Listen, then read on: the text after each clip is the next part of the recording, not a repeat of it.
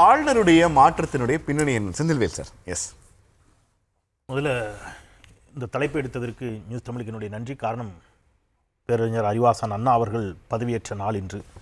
அந்த நாளில் மாநில சுயாட்சி, ஆளுநர் உள்ளிட்டவற்றை பற்றி எடுத்ததற்காக உங்களுக்கு நன்றி. அப்புறம் இரண்டாவது கண்டனம், அது ஒன்றிய அரசுக்கு. ஆளுநர் ஆர்.என். ரவியை மாற்றியதற்கு உள்ளபடி நான் மிக மிக என்னுடைய வன்மையான கண்டனங்களை பதிவு செய்கிறேன். ஏன்னா மக்களால் தேர்ந்தெடுக்கப்பட்ட ஒரு மாநில முதலமைச்சருடைய எந்த குரலுக்கும் மதிப்பளிக்க மறுப்பது அப்படிங்கிறது ஏற்கத்தக்கதில்லை. முதலமைச்சர் தொடர்ச்சியாக அவர் கோரிக்கை வச்சுட்டு வந்தார். ஆளுநர் ரவி தயவுசெய்து இங்கே நீடிக்கணும்னார். அந்த கோரிக்கை ஏன் ஒன்றிய அரசு ஏற்க மறுத்துச்சுன்னு தெரில. இப்போ இதை மறுத்துட்டீங்க, அடுத்தது மோடியும் அமித்ஷாவும் அடிக்கடி பிரச்சாரத்துக்கு வரணும்னு சொல்லியிருக்கிறாரு. அதையும் மறுப்பாங்களான்னு தெரில.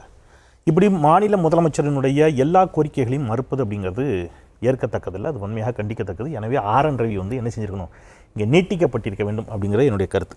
இப்போ ஏன் மாற்றினாங்க அப்படிங்கிறதுக்கு பின்னாடி பேசப்படாத ஒரு முக்கியமான செய்தி இருக்கிறது. அவர் மீது விழுப்புரம் மாவட்ட காவல் கண்காணிப்பாளர் அலுவலகத்தில் எஸ்பி ஆஃபீஸில் ஒரு புகார் கொடுக்கப்பட்டது. ஆரோவில், விழுப்புரம் மாவட்டத்தில் இருக்கக்கூடிய ஆரோவிலுக்கு சொந்தமான இடங்களில் பல நூறு கோடி ரூபாய் முறைகேடு செய்திருக்கிறார்கள். ஆரோவிலுடைய சேர்மன் ஆர்.என். ரவி தான். 2009 ஒரு ஸ்கொயர் ஃபீட்டு ஆரோவிலிருந்து விற்கிறாங்க தேசிய நெடுஞ்சாலைக்கு. ஒரு ஸ்கொயர் ஃபீட் இடத்த 125 ரூபா ஒரு ஸ்கொயர் ஃபீட்டு கைட்லைன் வேல்யூ. எப்போ? 2009. அப்போ 2023 ஒரு ஸ்கொயர் ஃபீட் எவ்வளோ இருக்குன்னு நீங்கள் கெஸ் பண்ணிக்கங்க. அப்போவே 125 ரூபான்னா இப்போ எவ்வளோ இருக்கணும்னு. ஆனால் எவ்வளோக்கு விற்றுருக்குறாங்கன்னா 6 ரூபா, 7 ரூபா, 16 ரூபா. ஒரு ஸ்கொயர் ஃபீட்டை வெறும் 6 ரூபாய்க்கு, 7 ரூபாய்க்கு ஆரோவில் சேர்மன் ஆர்.என். ரவி ஒரு பெரும் தனியார் முதலாளிக்கு ஒருத்தருக்கு விற்றுருக்கிறார். அவங்க அதை வாங்கி ஒரு ஸ்கொயர் ஃபீட்டை 6000 ரூபாய்க்கு வெளியில் விற்கிறாங்க. 6 ரூபாய்க்கு இடத்த வாங்கி 6000 ரூபாய்க்கு விற்கிறதுக்கு இடையில எவ்வளோ டிஸ்டன்ஸ், 6 ரூபாய்க்கு 6000 ரூபாய்க்கு எவ்வளோ டிஸ்டன்ஸ் இருக்குன்னு பாருங்கள். இதில் அப்போ எத்தனை 100 கோடி ரூபாய் மோசடி நடந்துருக்குன்னு பாருங்கள். இது தொடர்பான ஒரு புகார் அங்கே பதிவாயிருக்குது.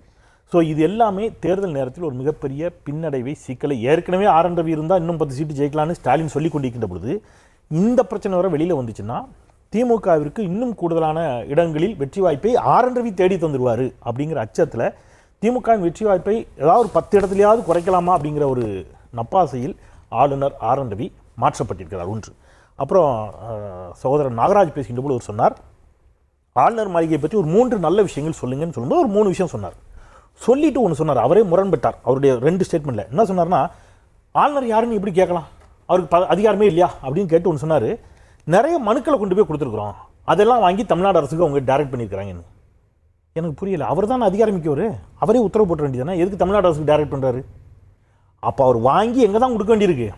முதலமைச்சருக்கு தான் கொடுக்க வேண்டியது. அவரால் என்ன செய்ய முடியாது, ஒரு கையெழுத்தை போட்டு ஆர்டர்லாம் போடக்கூடிய எந்த அதிகாரமும் அவருக்கு இல்லை. அவர் ஆட்டுக்கு தாடி மாதிரி தான் அப்படிங்கிறது தான் அவருடைய அதிகபட்ச உச்சபட்ச அதிகாரம் அப்படிங்கிறது தான் ஃபேக்ட் ஒத்துக்கணும். அப்புறம் சகோதரர் பேசுகின்ற பொழுது சொன்னாங்க, எங்களுக்கு இதற்கு முன்பு இருந்த ஆளுநர் தொந்தரவு கொடுத்தார் அப்படின்னு சொன்னாங்க. உண்மைதான். ஆனால் ஒரு வித்தியாசத்தை பொலிட்டிக்கலாக நம்ம புரிஞ்சுக்கணும். சகோதரரும் ஒத்துப்பார் நினைக்கிறேன். அன்றைக்கு திராவிட முன்னேற்ற கழகம் எதிர்க்கட்சியாக இருந்தபோது, அஇஅதிமுக ஆட்சி கட்சியாக இருந்தபோது, ஆட்சி கட்சியாக இருக்கக்கூடிய அஇஅதிமுகவுக்கு சில தொல்லைகளை, நெருக்கடிகளை அன்றைய ஆளுநர் கொடுத்த போது திமுக தலைவர் ஸ்டாலின் கண்டித்து அறிக்கை கொடுத்தார். இன்னும் சொல்ல போனால் ஆளுநரை கண்டித்து போராட்டங்களே செய்தன திமுக அன்னைக்கு எதிர்க்கட்சியாக இருக்கும்போதே. திருமதி வி.கே. சசிகலா அம்மையார் முதலமைச்சராக பதவியேற்க வேண்டும் என்று கொண்டு போய் ஆளுநர் மாளிகையில் கொடுக்க போன போது அவர் கிளம்பி போயிட்டார். அன்னைக்கு இருந்த ஆளுநர் மும்பைக்கு. திமுக அன்னைக்கு அதையும் கண்டிச்சது.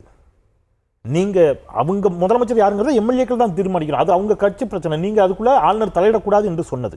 ஆனால் இன்றைக்கு மரியாதைக்குரிய எதிர்க்கட்சித் தலைவர் எடப்பாடி கே. பழனிசாமி அவர்கள் சட்டமன்றத்தில் மக்களால் தேர்ந்தெடுக்கப்பட்ட ஒரு அரசு கொடுத்த ஆளுநர் உரை, அதில் என்ன இருக்குது? பாபா சாஹேப் அம்பேத்கர் பெயர், பெருந்தலைவர் காமராஜர் பெயர், அஇஅதிமுகவும் ஏற்றுக்கொண்ட தந்தை பெரியாரின் பெயர், அஇஅதிமுகவும் ஏற்றுக்கொண்ட பேரறிஞர் அண்ணாவின் பெயர். இப்போ நான் சொன்ன இந்த எந்த தலைவர்களும் அஇஅதிமுக நிராகரிக்கல, இவர்களின் பெயரை உச்சரிக்க மறுத்தார் ஆளுநர்.